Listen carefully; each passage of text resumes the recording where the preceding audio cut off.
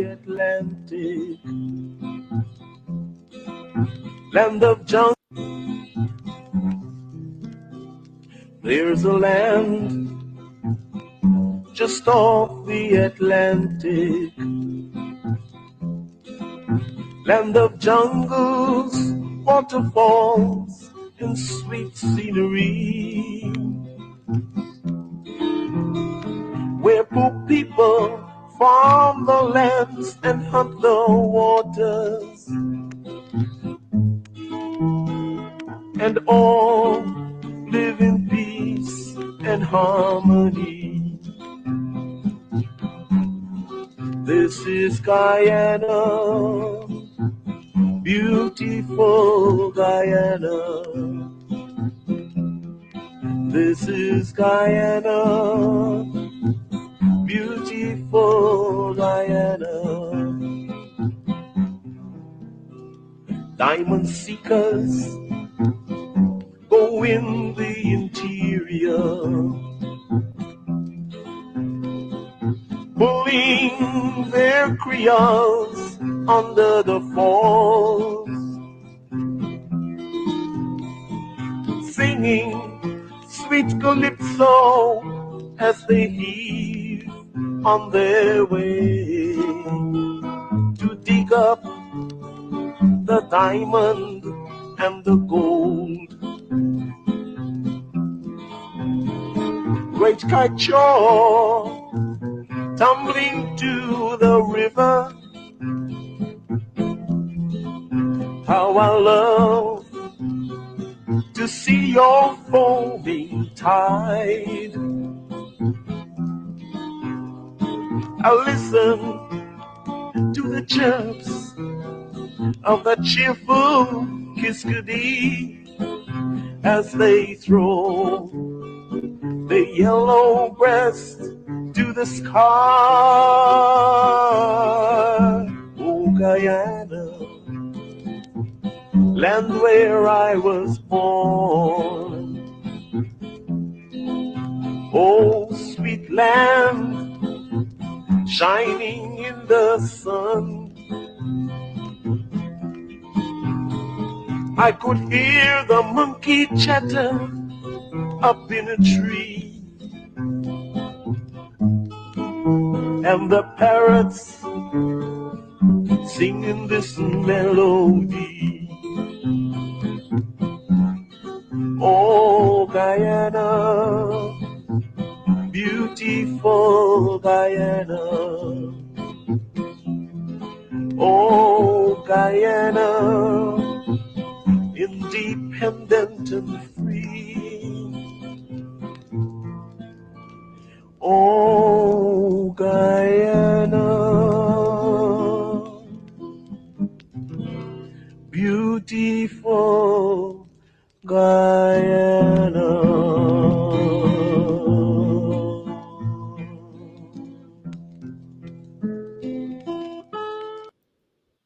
Beautiful Guyana, the voice there of Hilton Hemedin,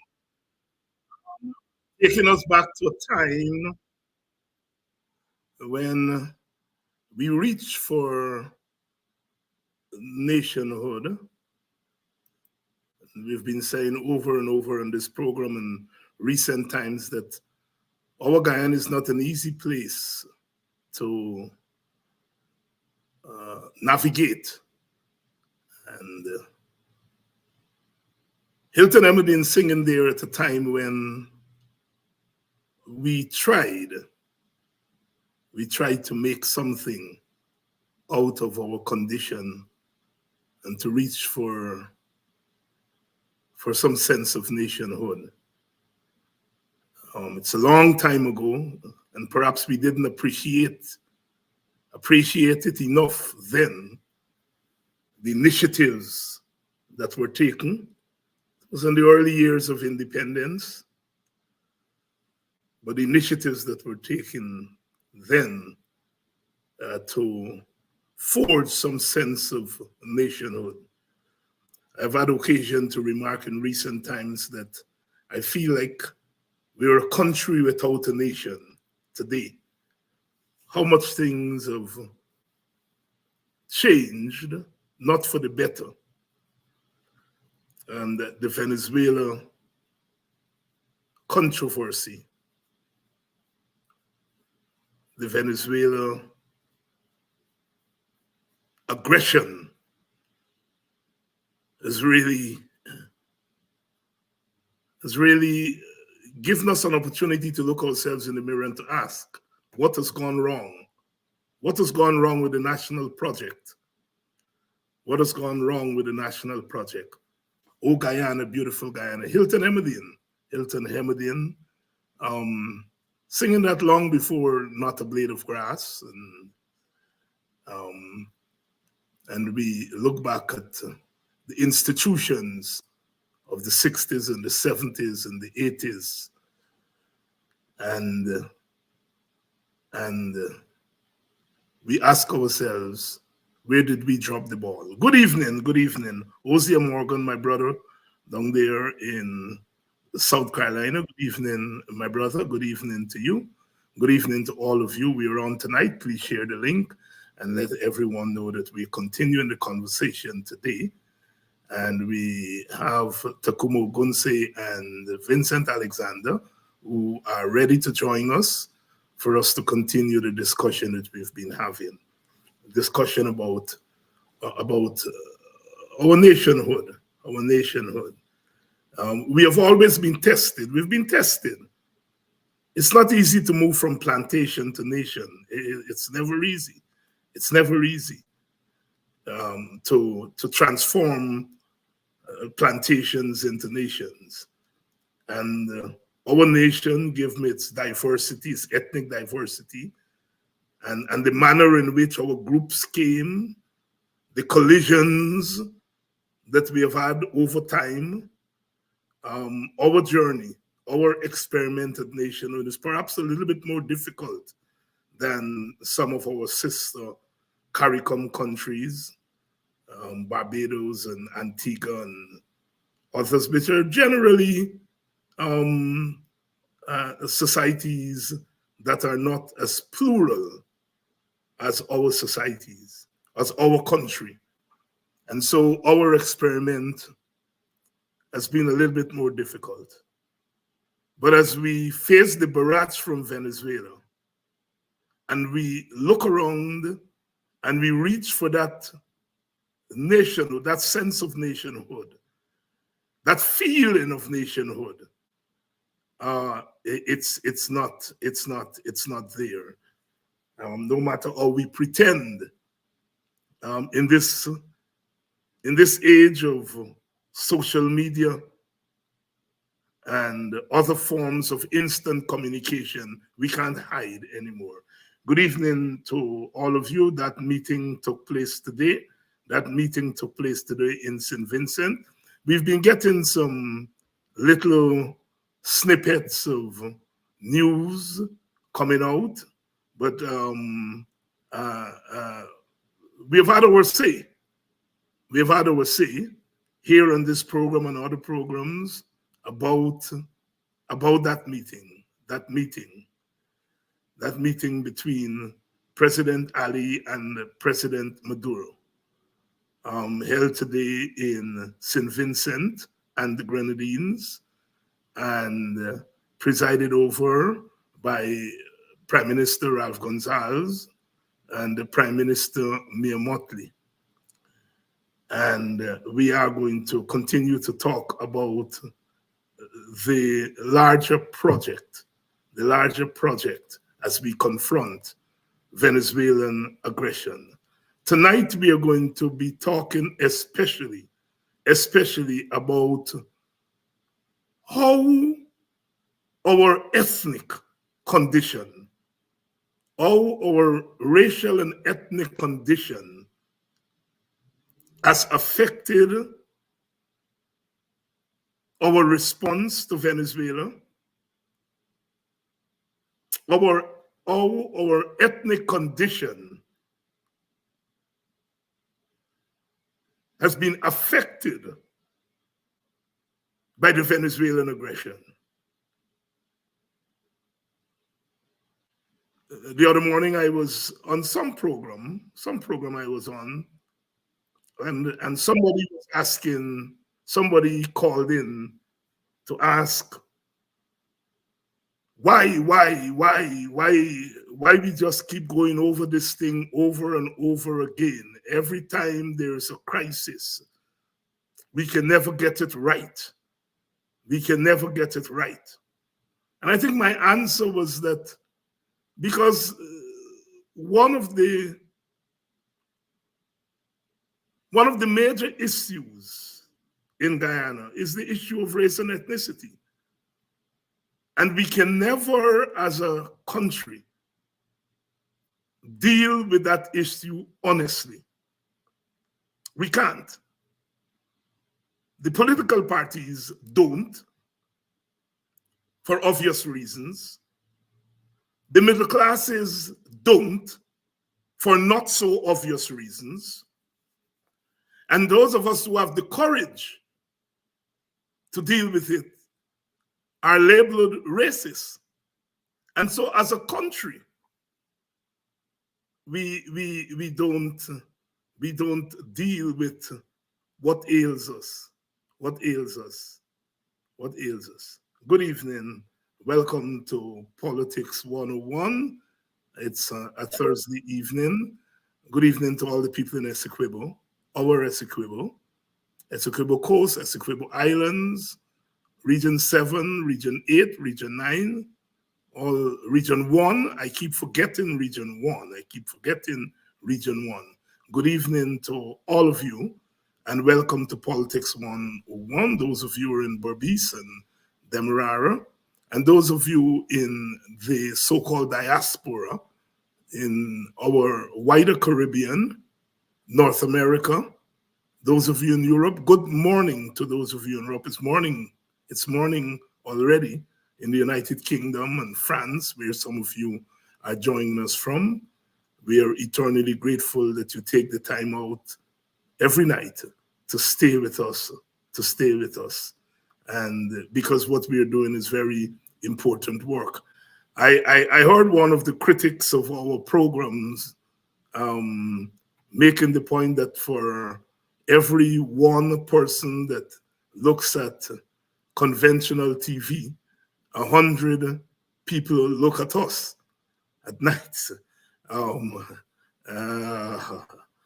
boy. Good evening to you, Vern Henry. Good evening to you, Sharon Griffith. Mr. Hector, so true, Hector. Good evening to you. Good evening to you, and welcome to Politics 101. We are getting into the festive season, but it's not going to be.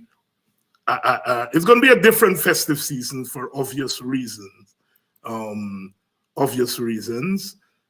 We can't celebrate Christmas and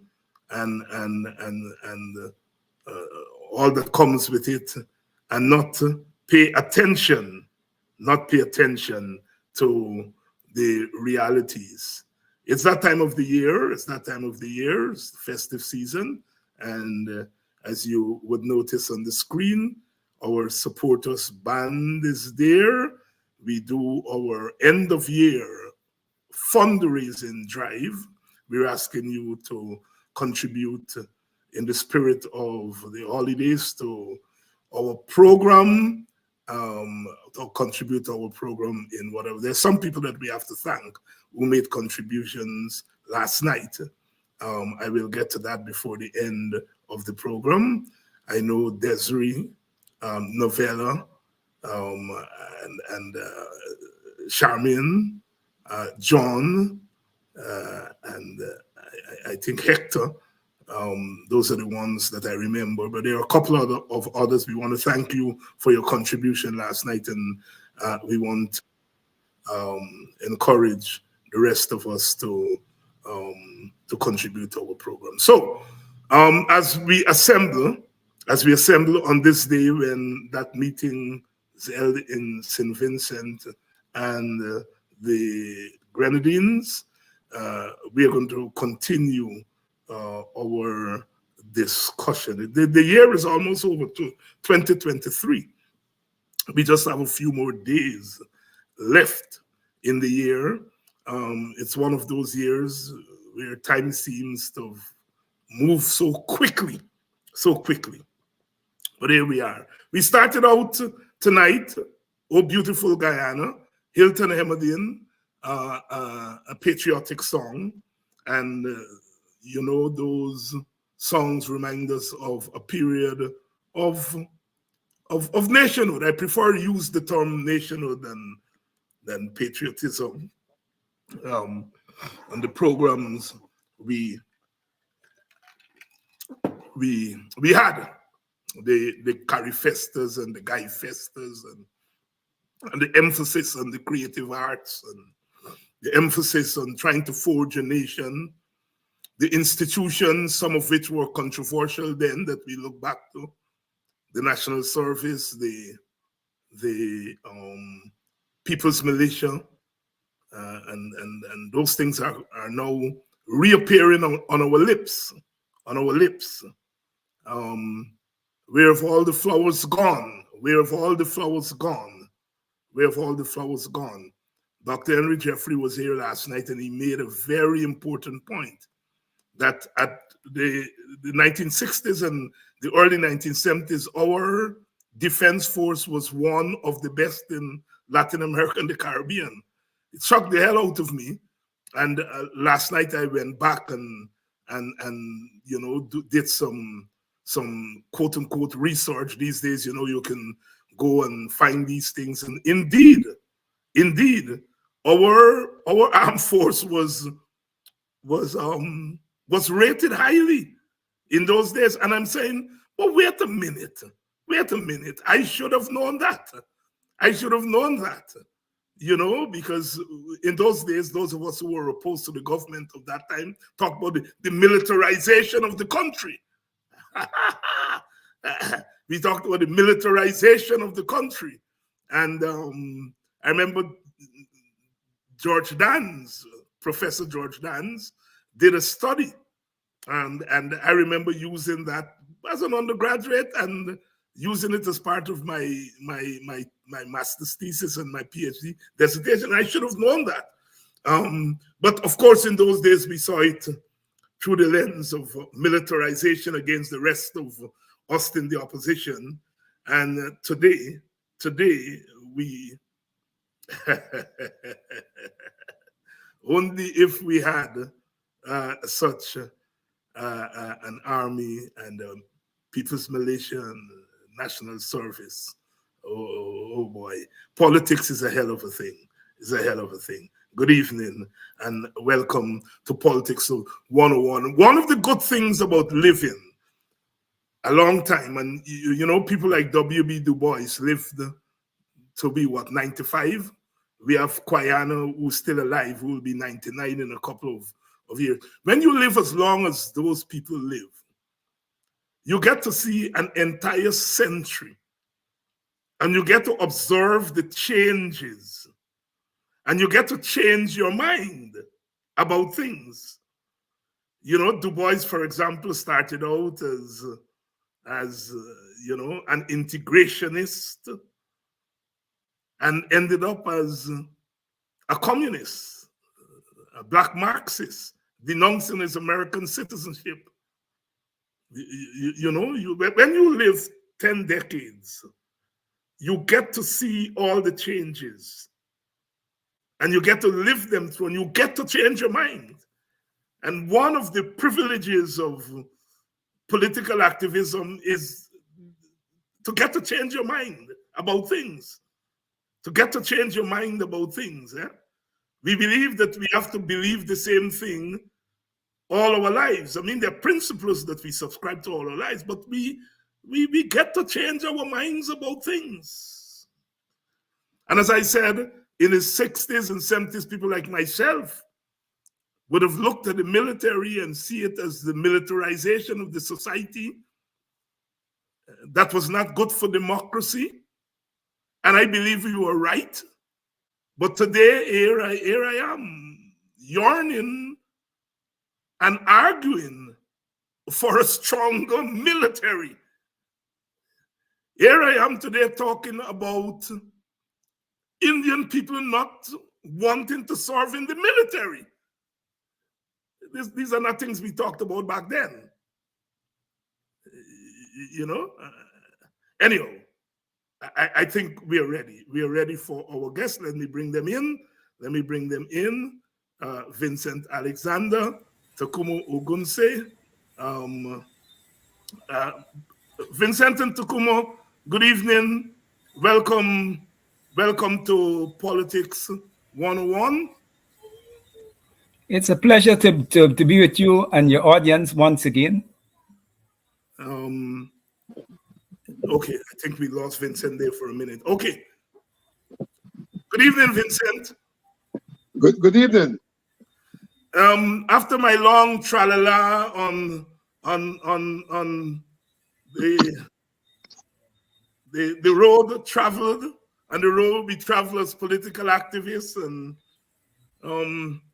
trying to get into some philosophizing about the opportunity to get to change your mind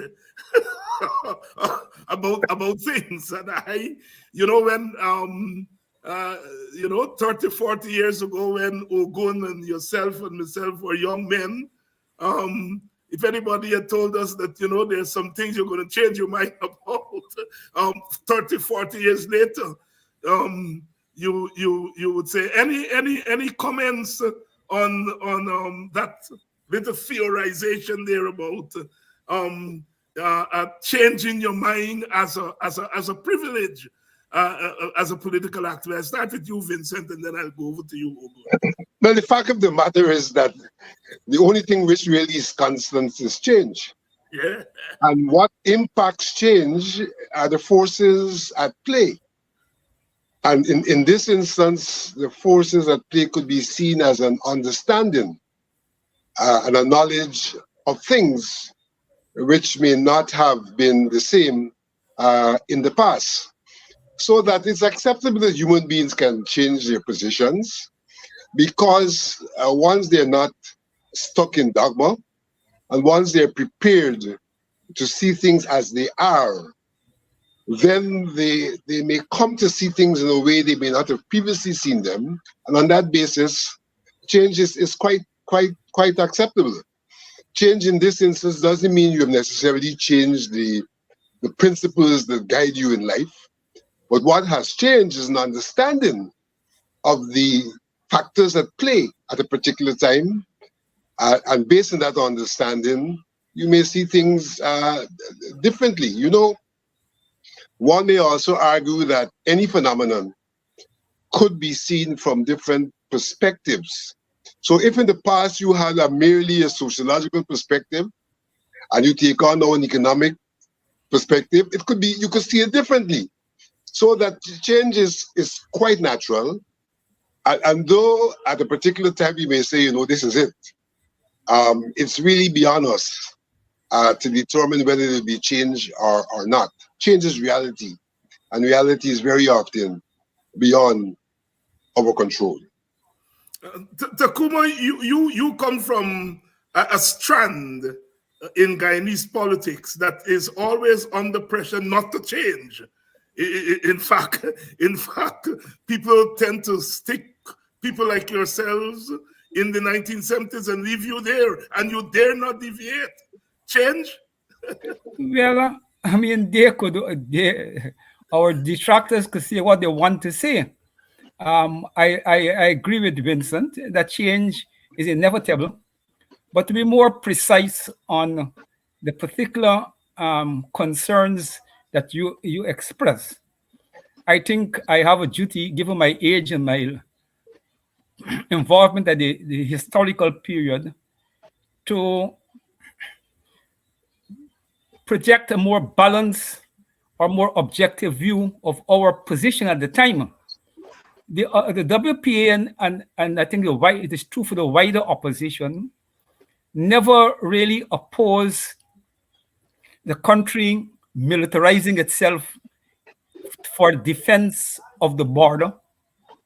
The problem that the opposition had was militarization in the context of the prevailing political situation, where we had argued that we're dealing with an authoritarian state and that the state is using the support and the patriotic loyalty of the people to build a partisan institutions. Remember, the PNC have declared paramountcy of the party, which was unconstitutional, and so forth and so forth. And those national institutions, whether it's National Service, People's Militia, the opposition wasn't invited to participate, in making those institutions genuinely national. So I don't feel that the opposition or we who had opposed those institutions, the way in which they unfold, have any need to change our position on it, because we never were against the country investing in militarizing the country, okay, for defense of the border. But our position was, given the political situation, all of those things will go to naught, because those things by themselves can't unite the country. And I think, for me personally, my position on those things remain the same. But Ogunse, let me press you further, and then I'll come back to Vincent on it. One of the issues we face today is that we now have a lot of resources. We now have reason to modernize our army and to in a sense beef up our military. And there is a resistance on the part of the government in power to go in that direction. Part of the dilemma we find ourselves in today is we have a government that got a lot of money over the last couple of years. We are now a petro state. It is obvious that being a petro state with a neighbor that is claiming 2/3 of your territory, they are going to ratchet up the pressure. They are going to come at you very hard. And the government clearly did not have a military strategy. And, if we put it in context, if you are PPP, an Indian Guyanese government, led government, that has over time gone further than where you were in not just seeing the military as a coercive arm of the state that can be used against opponents, but seeing the army as an ethnic enemy. And so therefore is very leery about beefing up the army as an ethnic government. Is that a dilemma that you all considered in the 1970s? And is that not something new that you have to take a different position on today? Ogun? No, I think I lost you. Yes, but I think I lost you coming to the end. I follow the argument.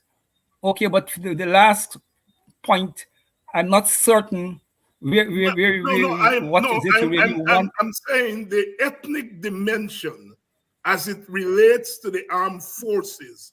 Isn't that something new that activists like yourself have to deal with today that you didn't deal with in the 70s? In the 70s, you deal with the army and the armed forces as a coercive arm of the state and fearing that it could be used by the government of the day against opponents.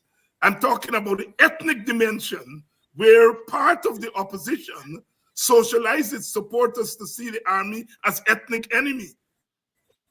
Is that not something that is now new in the discourse? No,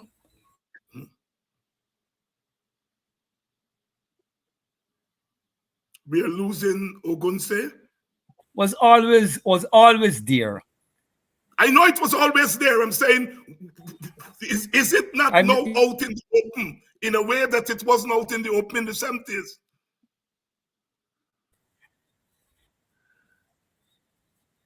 Yes, it is now out in the open because we have degenerated when compared with the 60s and the 70s in fundamental ways. So what we have here are new challenges. And we have here is a crystallization of over probably 6 decades of ideological brainwashing. Ogun says him. Vincent, while Ogun is sorting out, let me pose the same question to you for comment. Well, as I said in my opening remarks, things are seen from different perspectives. But not only are things seen from different perspectives, but the elements at play may in fact differ in time. And I think that is what is critical in terms of the question which you posed. The elements at play and under consideration at that time were quite different to the elements at play and under consideration at this time.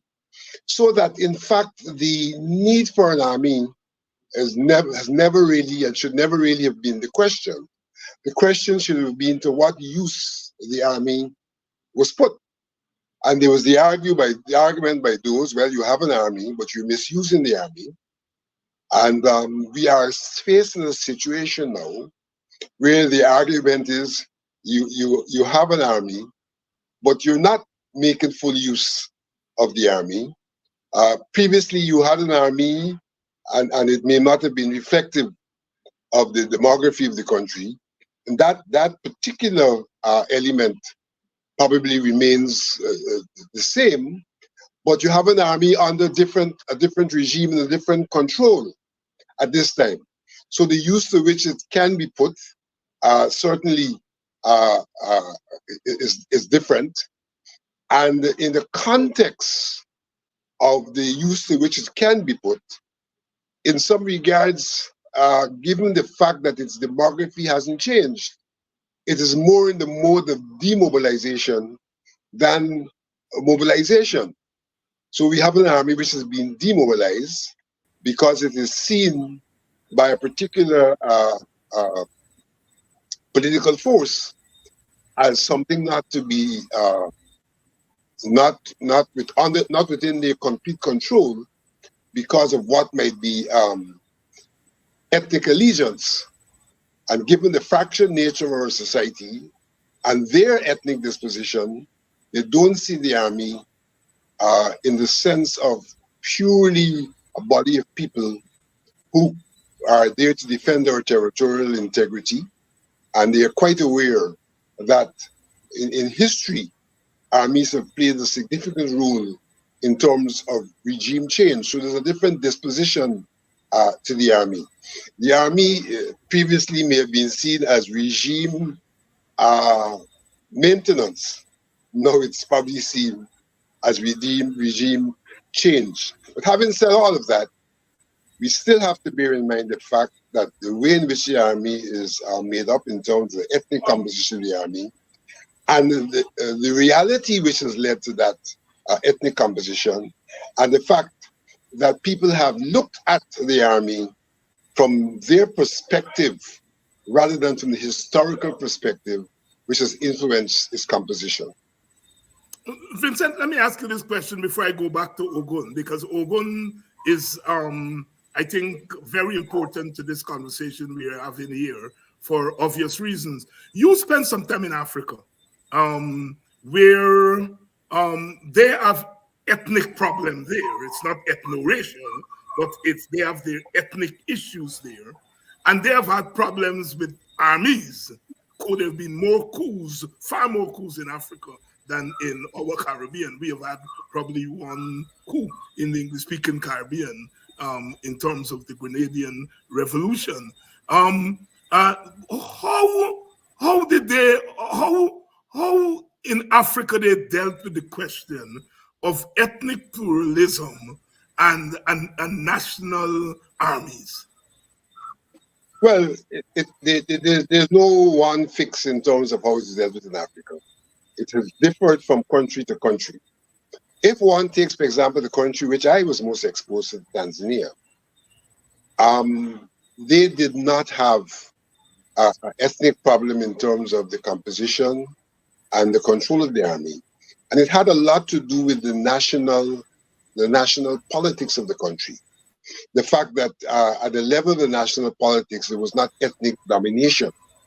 There was more or less an integration and a respect. Given notwithstanding the fact that Tanzania had over 120 something ethnicities. But if you take Nigeria, for example, it's quite different. Very often in Nigeria and probably in Kenya as well, you find a situation where the government of the day is ethnic based. And the army tends also, the government is ethnic based. And the army in some instances is ethnic based. And in other instances, the army is a counter force to an ethnic based government. So you find the army takes up the role of pushing back on an ethnic based government, trying to bring about a national unity, so to speak, or a national government. So, as I said, it differs from country to country. In some instances, the nature of the political regime facilitated an army that was a national army, not reflective of ethnic groups, and was there essentially for the protection of territorial integrity. But there were other instances where the army became involved in the ethnic rivalry, and so the army itself sometimes represented an ethnic group. And in other instances where the army did not represent the ethnic group, the political regime found itself coming up against an army which was more nationalistic and united. Tacuma, I know you have a case before the court, and I don't want to encroach on that domain, but I have to ask you whether, in a sense, you feel somewhat vindicated, because to my mind, when you stood on that podium at Buxton, you were raising questions that we are grappling with as we speak today. I mean, you, Vincent, and I, you all more than because you all are physically there on the ground, you all must know about the complaints that are coming out of the army, coming out from families of soldiers. Why should African Guyanese soldiers fight for Guyana when the government does not treat them with dignity?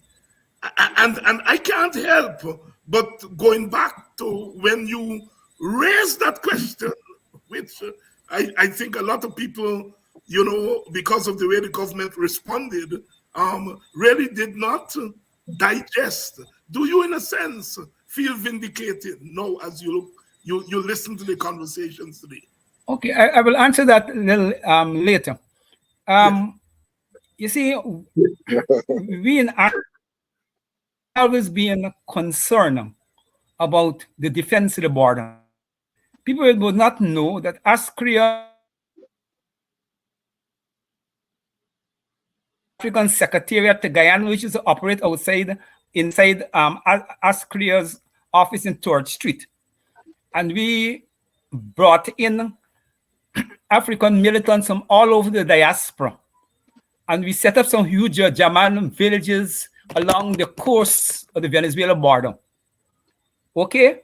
Of course, with the support of the government, and the logic behind that, we were to convince Burnham that given the geography and the terrain, we need to develop some settlement as strategic parts of the border to be used as a frontline defense. So first, we will know that they're coming across, and we have some frontline defense. When Askria and Burnham followed, Burnham and the PNC destroyed all those Ujamaa villages and all the militants, and so had to leave the country and so forth. The point I'm trying to make here, that we in Askria have always taken the border serious. We have always taken the military serious. And we have always concerned that it is not conscionable to expect that the African community take full responsibility, okay, for the border defense, to be the frontline soldiers in a governance system which is winner take all, governed by ethnic politics. So we had a disagreement even with Burnham on Africanizing the army. I don't think he did it everything deliberate, but we had that conflict that more Indians should enter into the army and encourage to enter into the army. And I'm not saying about them discourage, but I'm trying to say that for us, we were unhappy with a scenario which will put Africans at great risk in defense of the border. And after the conflict, we come back to the coast to go in, we're going to take all the elections. We have less numbers and we lose again politically. So for us, these were things that we couldn't separate. We have never separated, even up to now.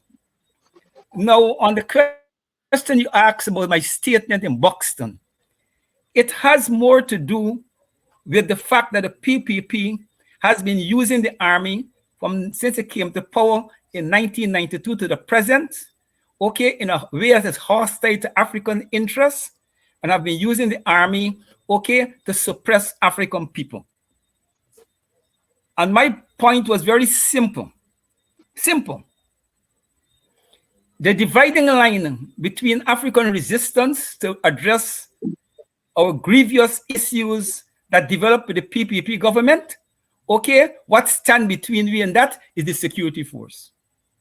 And if I have listened to African leaders from Corbyn, Granger, and all of them right through, I have heard African leaders express concern about what their own children will do, okay, under the PPP. I have never seen African leaders so fearful of the children who has carried the weapons of the state in their hands.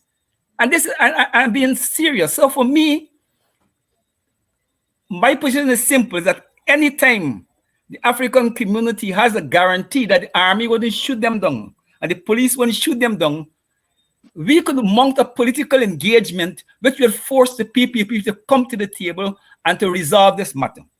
And for me, since I don't believe in ethnic domination, I am not interested in getting the PPP out of power in a sense that they're being replaced with a one-party arrangement. So for me, the African energies to bring about political change is not the all outcome. The outcomes that we want is an outcome that allow us to deal with oil, defend the country, and have a more cohesive country. And the dividing line between that, we and them, is our brothers and sisters in uniform. And anytime they turn the guns in a different direction away from us, okay, we have the guarantee. We could mount our political challenge and mobilization, okay, in the normal, conventional political way to transform this political situation and bring the PPP to the table. Let me ask you said that if they turn their guns away from us in another direction, clarify what you mean by that, because that statement give us a guarantee that they wouldn't shoot us.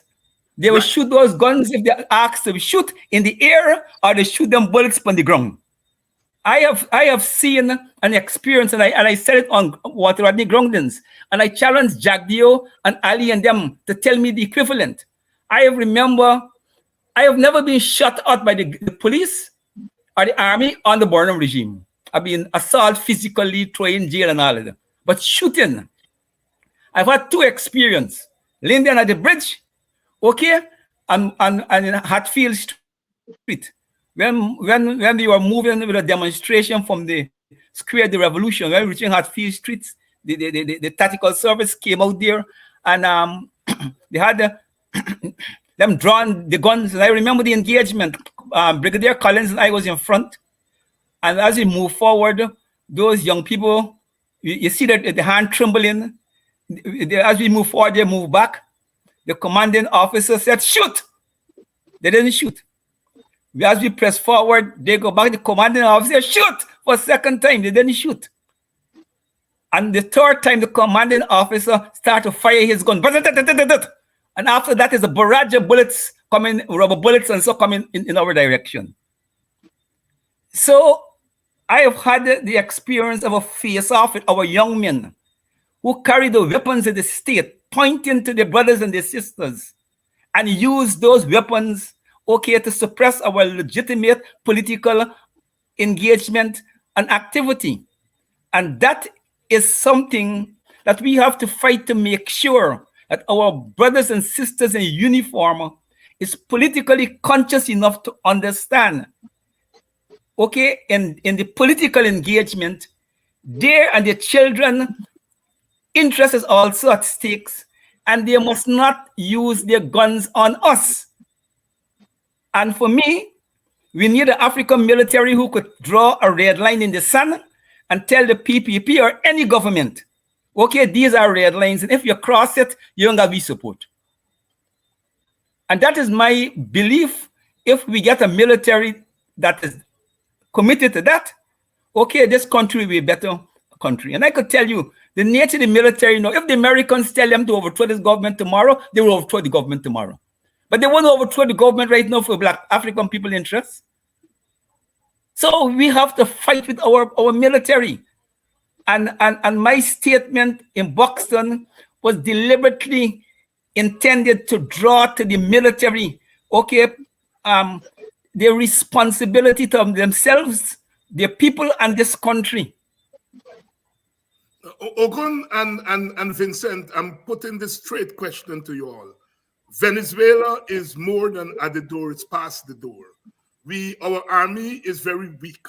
We don't have the kind of hardware to even to stand up to Venezuela. And if Venezuela were to come across the border, we're not going to beat them in a shootout. It will have to be a protracted warfare, but we have to have a modern army. Are you all in favor, given the fears? I mean, the fears of the PPP, of putting weapons in the hands of the army is putting weapons in the hands of Black people who are ethnically opposed to them. We have to acknowledge that. But given where Venezuela is at the moment, do you think that the PPP and we have to try to push them in that position to bite the bullet and to say we have to weaponize our army? What do you think? I'd like to go first. Oh, sorry. Go ahead, Vincent. Go, Vincent. Go ahead. All right. I like the term you used last, weaponize the army. Yeah. Because the issue is not just this modernity as such. We have limits to which we can exploit modernity given the size of our army. But weaponize the army is different. Yeah. For me, it is more critical in terms of the nature of warfare we are prepared to engage in. I don't think in any circumstance, even with the most modern of armies, that we will prevail against the Venezuelans, man to man. But if we engage in a certain kind of warfare, then that kind of warfare can ensure that they can never have peaceful occupation of our territory. So for me, that is the critical point in this regard. Of course, in that warfare, you also have to be weaponized. Yes. But your military strategy and the way in which you seek to defend, we cannot use the traditional approaches. We may have some of that, but we can't use the traditional approaches. For example, I was in another show the other day and I mentioned Vietnam. And the person responded and said to me, well, the Vietnamese had the largest army. But I would not attribute the success of Vietnam to the size of its army. I would attribute it to the kind of warfare that they conducted. And I think in our circumstance, with the size of our population and the territory to be defended, the manner of warfare has to differ. Though we may have some traditional elements, but the real defense will have to depend on the manner of warfare. Having said that, I want to go back to some things Tacuma said. I think we need to recognize that our army is populated the way in which it's populated for historical reasons. That the people of African descent, forced out of their villages, looking for stability, sought to go to what is called the public service as a source of stable income. And so it's not just the army alone, but all of the public service. We see people of African descent, and it really has to do with the way in which our society evolved and the way in which people of African descent responded to what was happening to them in terms of their economic activities and the search for stability. So we tend to, and over time, these things become more or less trait. So having started off economic purposes, it's now more or less trait. Your parents tell you go and look for a job. They tell you education is the way out. And these are all responses to the reality that we were faced with. What is critical to note, however, it's not just a question of the army, it's a question of who's in command. Mhm. And what we see happening, on one hand, the state, the government, takes control of the army and therefore tends to decide what the army should do.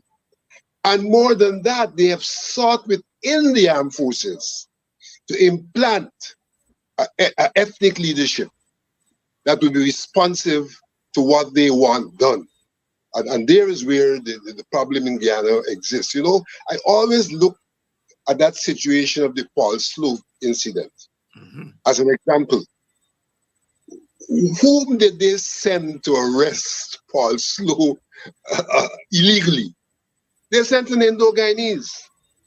And so what is happening is that the regime itself seeks to use the army in its interests. And in doing so, they're doing what Chedi Jagan talked about, which people in Guyana don't seem to understand. Chedi Jagan said repeatedly that even though he was in government, that he did not have administrative control. And so what is happening in Guyana today, including the army, is administrative control. Who drives the machinery? And that is what, in fact, has influenced the way in which the army responds. So really, soldiers are trained to behave in a particular way. Military is trained to behave in a particular way. You're trained to take command, to take instructions, right? So that if you put the people who will give instructions in charge, to a very large extent, the army, even though it may be reluctantly, will eventually do what they're trained to do. They're neutral in that regard. They're not of an ethnic group. They have a profession which says, we are in this profession, here are commanders. Once they command us, we carry out those instructions. The other point I want to raise in response to what Tacuma said is this. I know what he said about the Ujamas, but Burnham, whether he dismantled or didn't dismantle the Ujamas, never changed the policy.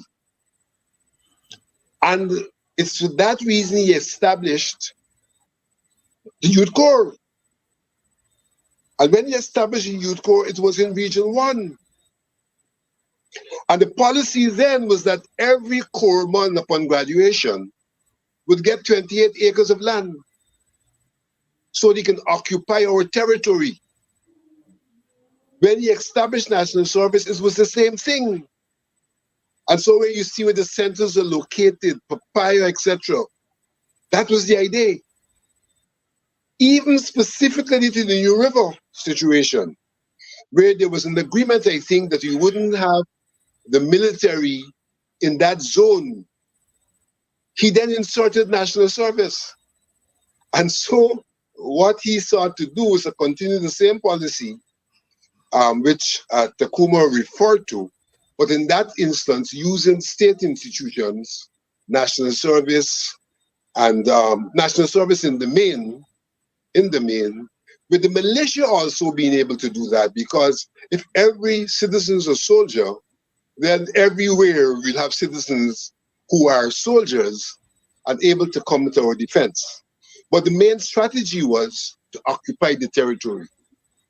And you know, there was this saying if you don't use it, you lose it. It's applicable to various situations, but also applicable to your territory. If you don't use it, you can very well lose it. And what Burnham sought to do was to build the institutions that can ensure we use it as and didn't lose it because of the defense mechanism which will be in place. Occupation itself is a defense mechanism. So I think again here is the need for us to understand why Burnham was doing what he did.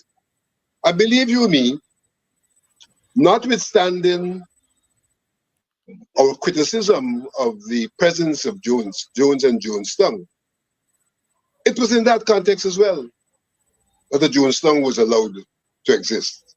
It was in that context from two perspectives. From the perspective I just spoke about, occupation and things like that, but Jonestowns were Americans. Americans. And we know how the Americans deal with their citizens wherever they are.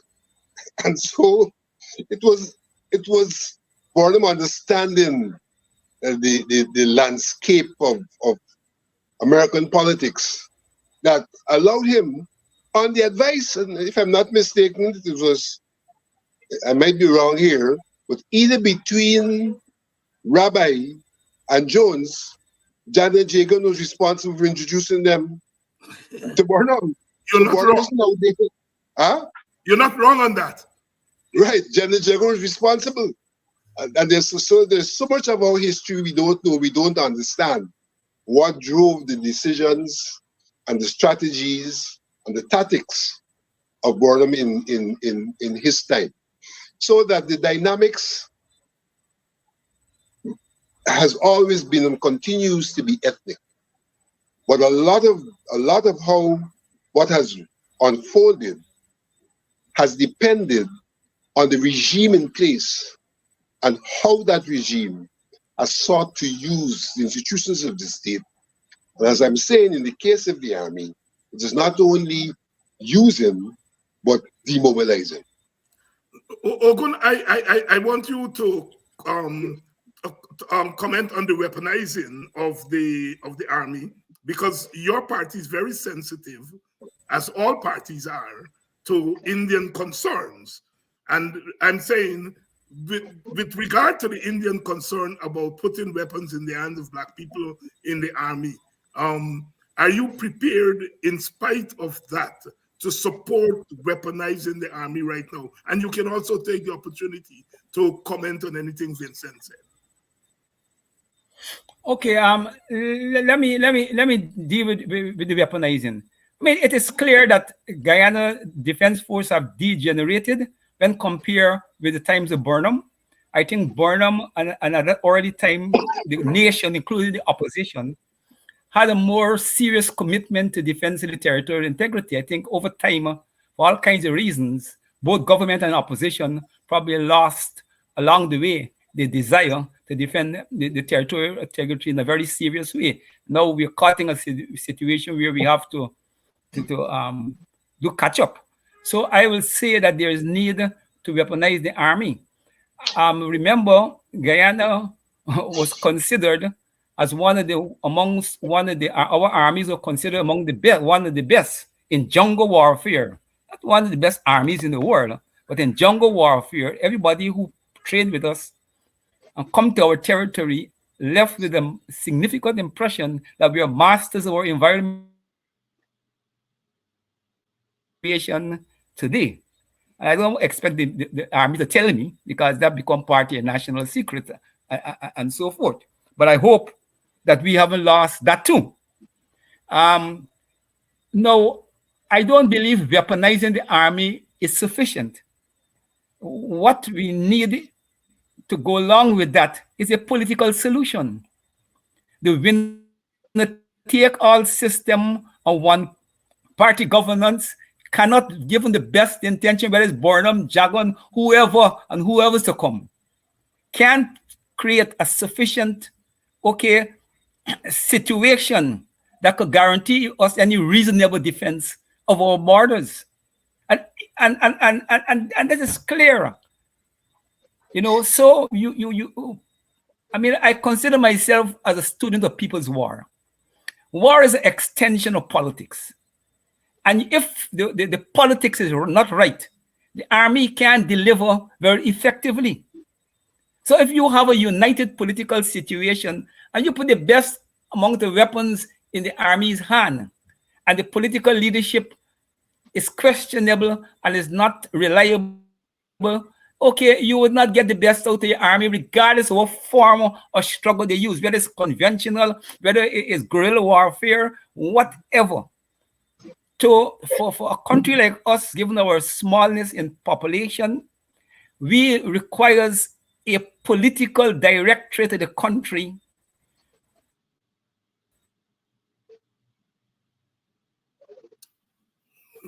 We seem to have some difficulty there with Tacuma Oguneye. Coming back. But at least you want to know that when you make this sacrifice, your children and your grandchildren will be the beneficiary, that they live in a society that is fair, that use the oil money to correct historical injustices, to bring African and Indian economy, American economy closer to parity, as deliberate, willful goals. You can't send me to battle, whatever form of battle you choose, and I have doubts in my head, okay, about those questions. So to me, equally important, okay, or even more important than even retooling the army is retooling the political system, ending the winner-take-all system, and having a government that is more reflective of the objective challenges of the country to move us forward, not only for the border immediately, but beyond, because we don't know how long this crisis will live with us until Venezuela finally denounce the claim to our country. So we are in a protractive kind of situation. And it requires a protractive political and military preparation, which cannot be maintained with ethnic and a racial society like ours, okay, by any one party government, whichever party is in power. I mean, that is the sole and pertinent historical challenge we face, and we have to face it. If you don't unite the country, then you lose Essequibo. It's simple as that. Even if you unite the country, we got a ding-dong fight to keep Essequibo, but we have a chance, because we may put up enough resistance to get with friends and allies to come to your assistance and so. And what people watch at your internal politics, you can't ask the Americans to come to you, help out the Brazilians, when Indians, which is half of your population, don't want to join the army. Oh, why would I send me? If in them situations, the Americans send the daughters, the sons and the daughters to defend you, they'll make you into a colony. That's the only reason there. But if you show the world that you recognize a historical challenge and you respond to it by changing your governance system, really uniting your people politically and creating a political situation that gives you a fighting chance, people will have more respect for you and have more confidence that you know what you're about. But if you ask in the world to come to you help, we are one party government in this mess that we got, you really believe people can take you serious, except they want to use the opportunity to recolonize you? Vincent, I want you to chime in on that theory of if you don't get the politics, in particular ethnic politics, right, you can't get the military part right. But give me half a second, as we would say in Guyana. Let me just say to our audience, you all are obviously into the conversation tonight. You all learned of Ujamaa on our border.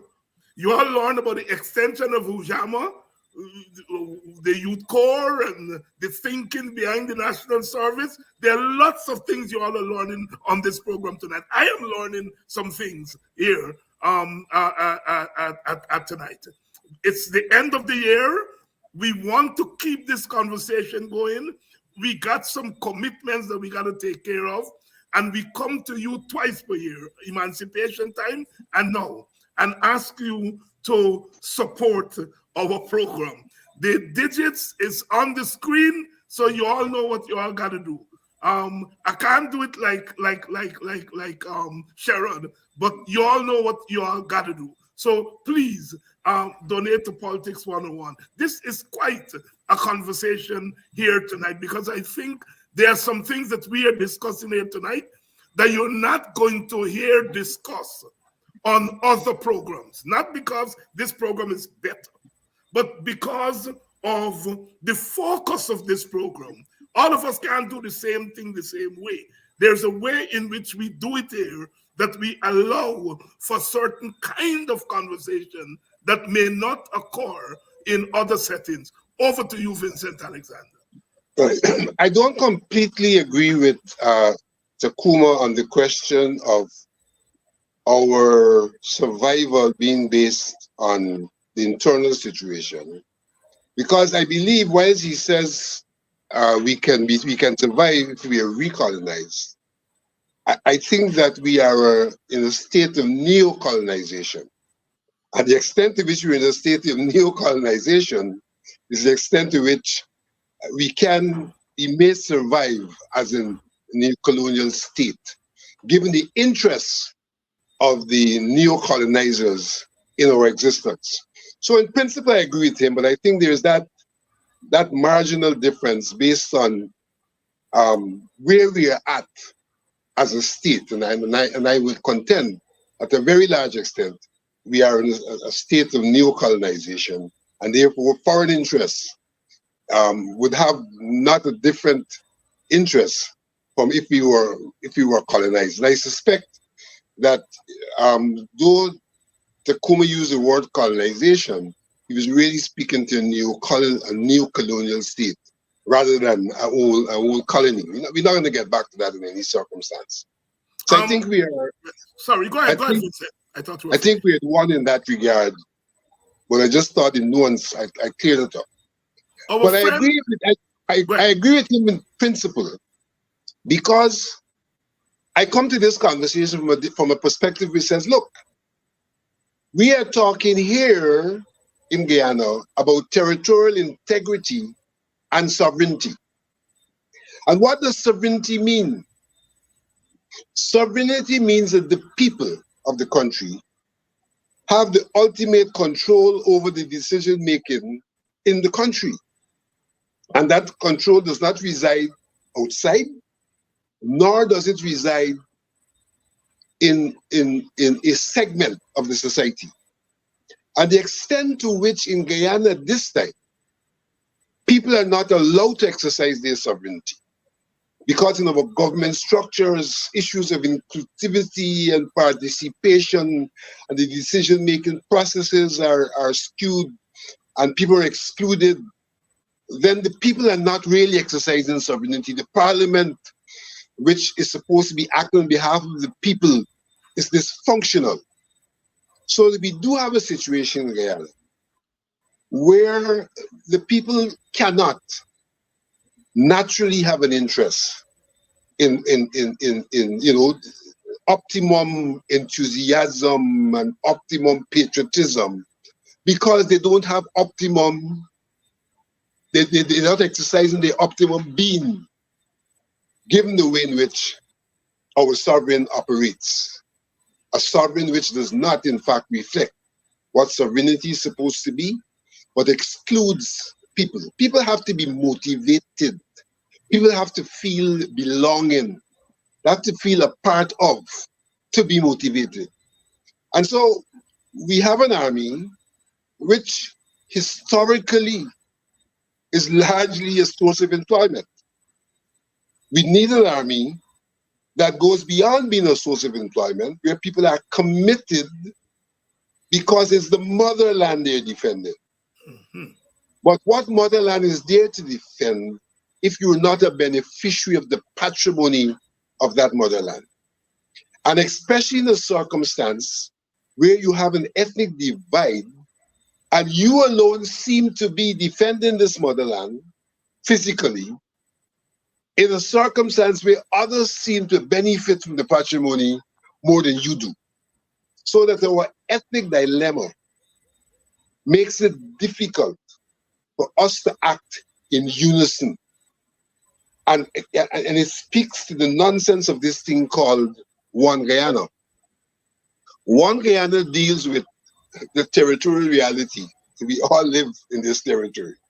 But it does not deal with the fact that in this territory, we are not treated as equals and therefore do not have the basis on which to unite in the interest of the territory, because though we are on the territory, we are seemingly not of or for, in different circumstances, that territory. So I do agree with Tacuma in that regard, that the manner in which our state operates, the manner in which we are a fractured society, the manner in which we have dominance by one group from the economy coming up, that it does not provide an environment and an atmosphere in which we can have the kind of patriotism, the kind of unison required to have the kind of army. The army is just a reflection of that base. The kind of army that will approach this question with tremendous enthusiasm. And if one wants to again say what I'm saying, you only have to go to social media to see what the people themselves are saying to understand the problem which we are confronted with. And, you know, on another program, I took the opportunity to say that the Venezuelan issue, the border controversy, and the way it has escalated has provided Guyana with an opportunity to address the real issue. Because if we understand what is required to defend, then we'll understand we have to deal with our citizens differently, and we have to create the Guyana that can defend. And so we have a moment now where our politicians who have not been talking to each other, who are at each other's throats, can say, look,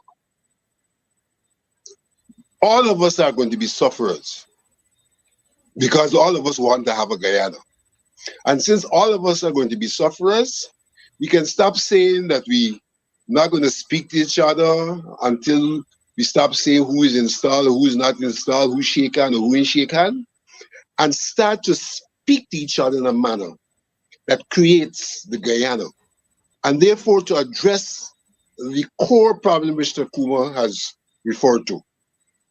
How do we as Guyanese participate in the governance, in the patrimony, in the state in a manner that gears us up as a matter of course to want to defend this country.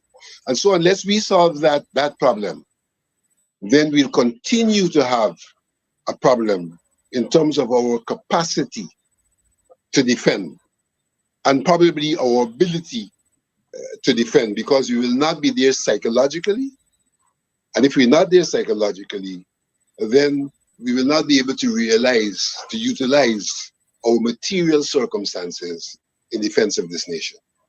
Well put there by Vincent Alexander and originally espoused by Tacuma Oguneye. My brothers, I can't let you all go without asking you all your view on this issue. The president was today in Venezuela under the auspices of Dr. Ralph Gonzalez to speak to Maduro. And there's been a lot of discussion on whether he should be there or not. And I'm putting that question to you all here. Should he have been at that meeting today? I'll start with you, Tacuma.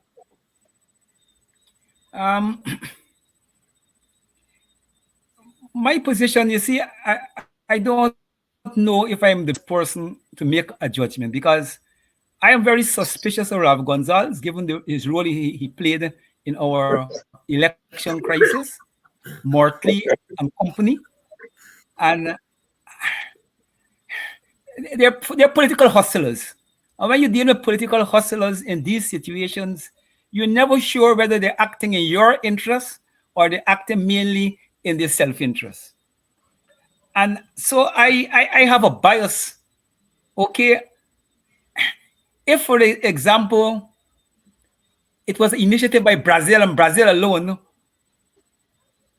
I might be more oriented to say, look, Brazil could be a reliable ally, an important ally, both political and military to us. And if an important ally like that is engaged in a certain kind of diplomacy, then we shouldn't put the spokes in the wheel, and we should collaborate.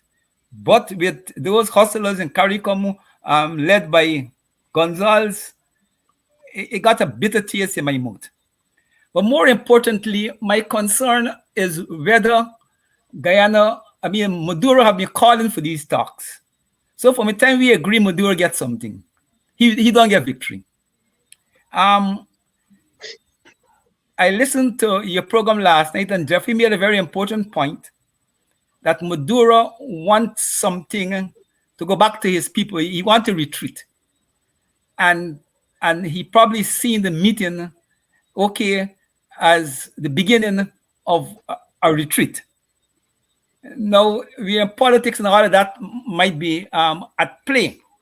But my consideration is I'm worried that once we start an engagement, because you see, I don't know what are all the forces behind the scenes. See, in politics, it's not only what meets the eye, obviously.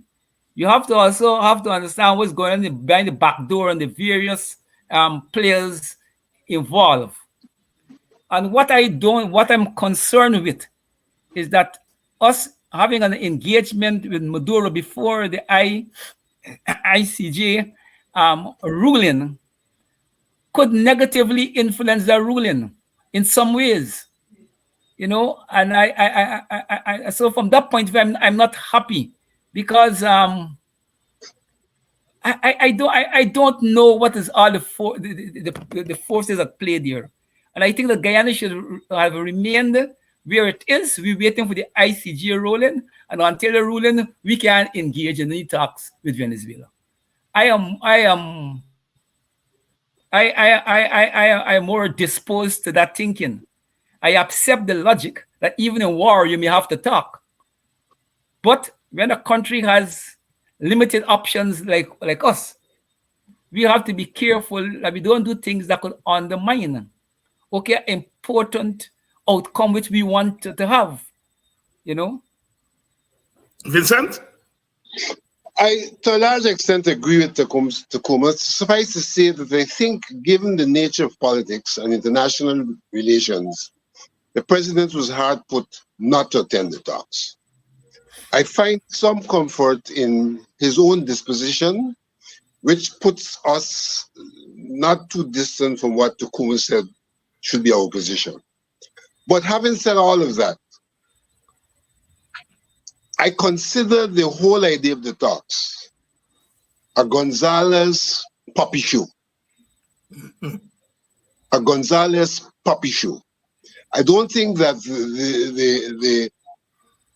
any serious, committed person to Guyana's interests, given all that has evolved, could see anything coming out of such talks, and that Gonzalez, and that my disposition to him is not dissimilar from Tacuma's, not only because of the politics, but I've had some interactions regionally with him that has led me to believe that he and me as well are into their personal interests in all of this, and that what they staged was a puppy show in pursuit of their own interests.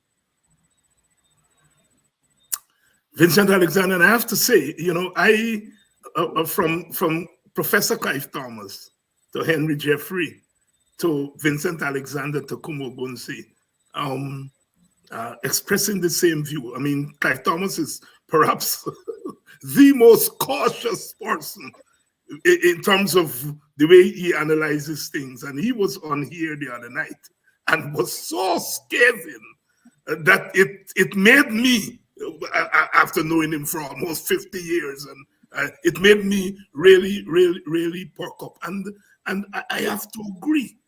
I have to agree. This is about them more than it is about us. Because if they started from where we are, Vincent, I'm so totally with you there.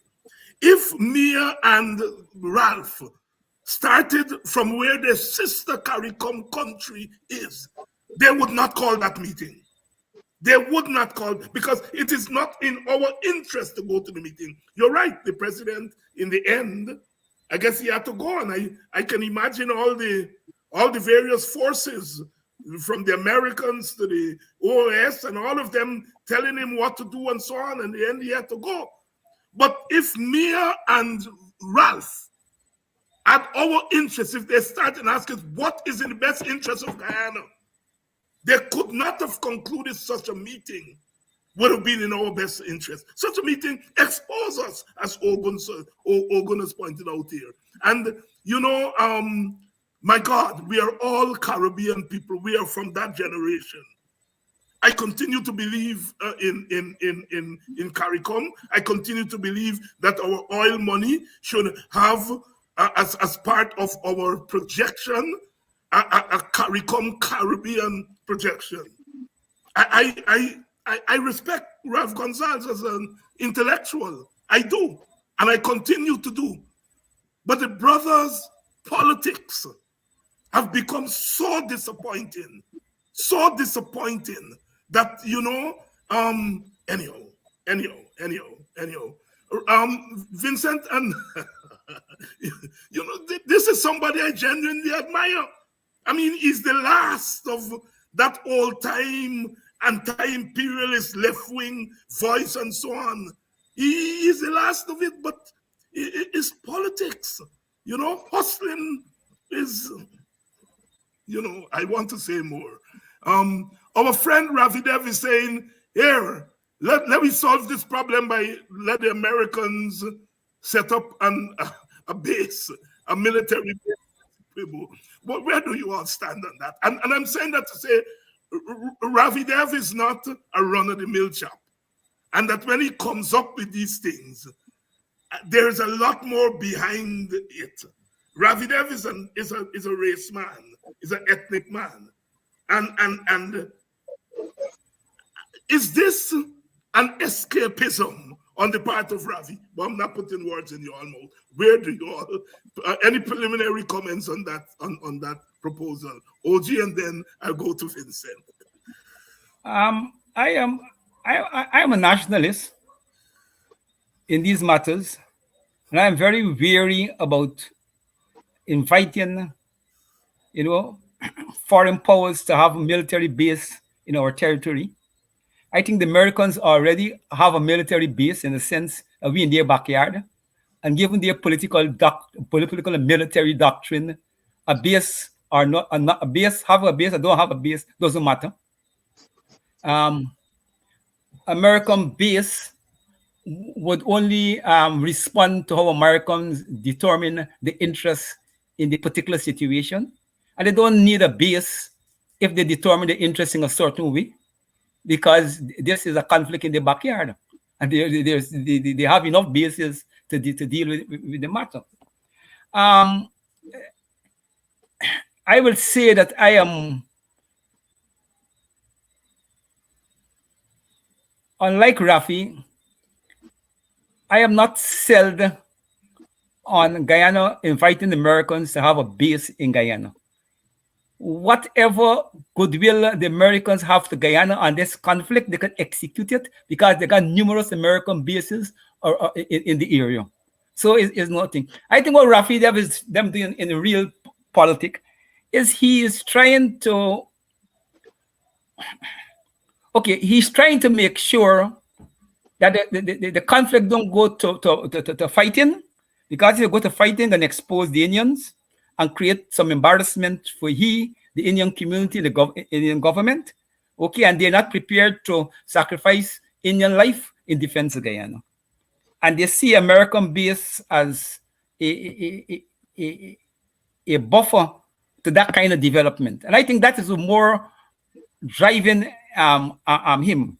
It is the political dilemma that the Indian community finds itself in, that you got an Indian government, you have an Indian community over time have become the major economic powerhouse in the country. You have an Indian government who have behaved in a certain way since we find oil and since the electoral crisis, marginalized the African community, blah, blah, blah, blah. And now it is faced with a situation where its support base has to demonstrate, if the situation gets out of hand, there's no way in which the Indian community and the Indian leadership could come out credible unless they could get their people to go to the front. And people generally, regardless of who they be, regardless of the situation, in the best of countries, no human being like to go to war. That is why governments conscript people into battle. And the PPP, if war break out, will have to conscript their support base into battle. And if they can't do that, then they raise objectively the right to govern. And I think that is what Rafi is trying to avoid the situation reaching by calling for the American base, so that it could be a kind of buffer between the logic of that development. But in military terms, the Americans don't need a base if they want to help Guyana in military terms. This is their backyard. They got numerous bases and all kinds of options. Vincent? Without going to the thorough analysis of Tacuma, I do feel that there may be need for foreign involvement if it comes to a physical invasion. But I ask myself, is there an American base in Israel? I'm not sure. Right. The point I want to make coincides with Tacuma's point, that the nature of required for the defense of our territory does not require a base. The modernization that we talked about earlier in terms of warfare can facilitate the defense or defense assistance without a base. I may concede that at some time people might be based here, but being based here is different to having a base here, right? And so I don't feel that there is a need for a base, so to speak, but I do feel that there may be the need for foreign assistance, and that the nature of warfare these days doesn't require those foreigners to have a base here. You know, some of those warships are far more effective than any base you can establish in Guyana. Bearing in mind that you're talking about jungle. You're talking about jungle. And so much of what you have to do militarily would require the use of high tech that you're not going to launch from a jungle. You launch it from somewhere else. Gentlemen, I want us to close off with this question. The opposition has literally been begging the government to be part of this push back against the Venezuelans. I saw some comments today about the president should have taken somebody from the opposition to St. Vincent and so forth. And the opposition has practically been begging to be part of the government, has been stubborn in not engaging the opposition beyond that meeting with Mr. Norton and some other small gestures. Beyond that, it's clear that they see this thing as giving up some of their power. In the light of that stubbornness of the government, how does the opposition operate? Because the opposition has to be part of this thing. I mean, who better to say to doubtful young African Guyanese men in uniform and women, look, you all got to stand up for this country, basically. You're sending your people to go and die there. And who better to rally them than their leaders, however they may feel about those leaders.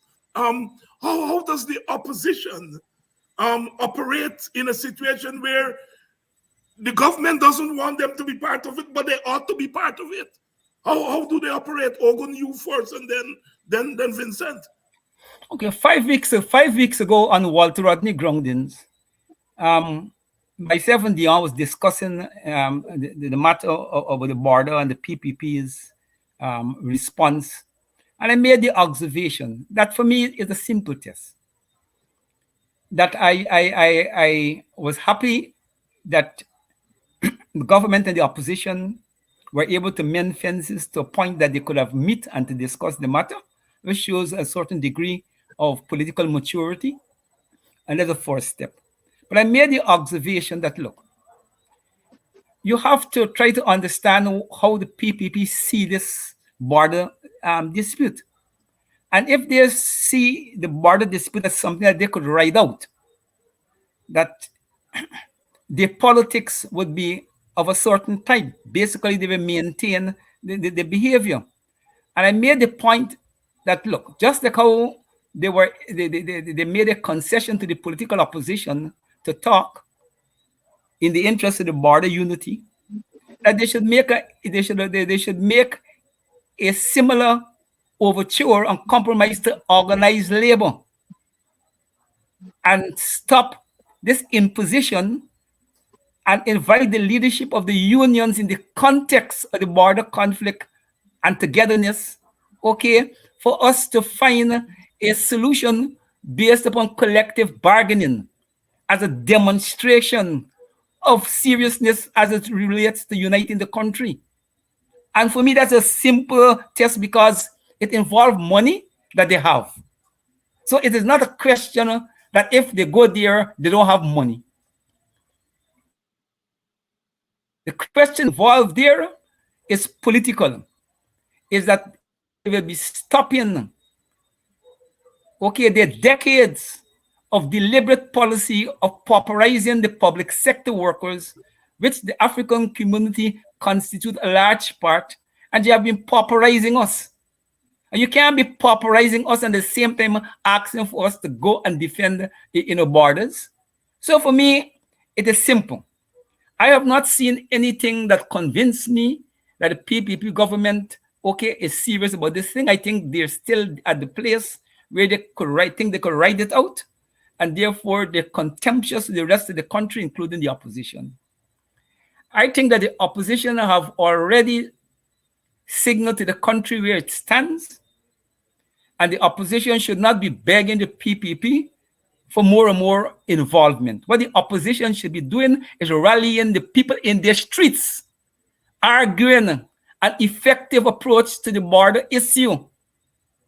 I don't know, I look, there's limits to certain kinds of things when you're dealing with hard-headed politicians. And if I was the opposition leader, I would be mobilizing my people throughout the country, rallies and so on, all kinds of things, explaining the difference between we and them on the border issue and the complexities involved in this thing. And I would not be too worried about whether they want to talk to me or bring me involved. Me and my people involved because we calling shots in the country on this matter.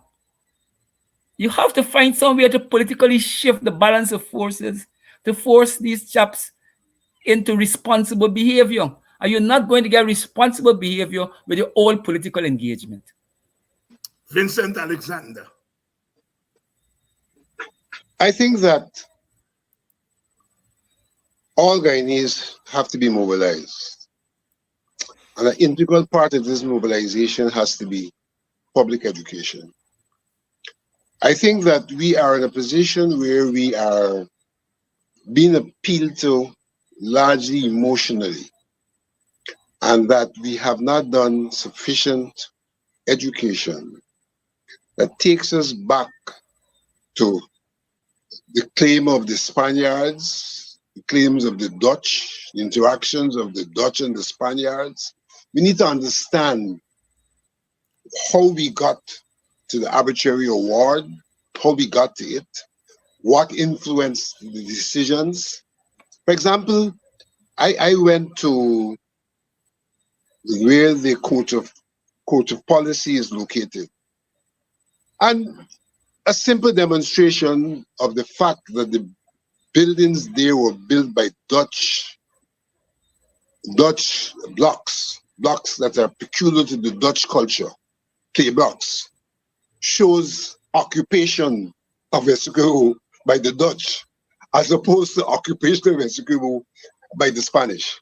And we need to build our understanding of this matter to that kind of informational and educational and factual base, that the opposition can play a greater role in the face of a government which is not doing that as much as it should. I've heard a few presentations and I was impressed where some person sought to go to that depth. But I think that depth is required. But I think the opposition ought to be out there doing the mobilization, a mobilization which would in effect show not only that we must be patriotic, but the need, that mobilization must also show the need for whoever's in charge to deal differently with the citizens if it is going to be successful in the defense of Guyana. And there are a lot of undercurrents in such a campaign, which I think is a campaign that should be carried out. Educate the people, have a common position vis-a-vis Venezuela, but at the same time to demonstrate what needs to be done internally if we are to achieve real defense of our territorial integrity through the exercise of our sovereignty. Vincent, Alexander, Tacuma, Oguneye, brothers, I want to thank you all so very much for this conversation tonight. Quite revealing, as usual.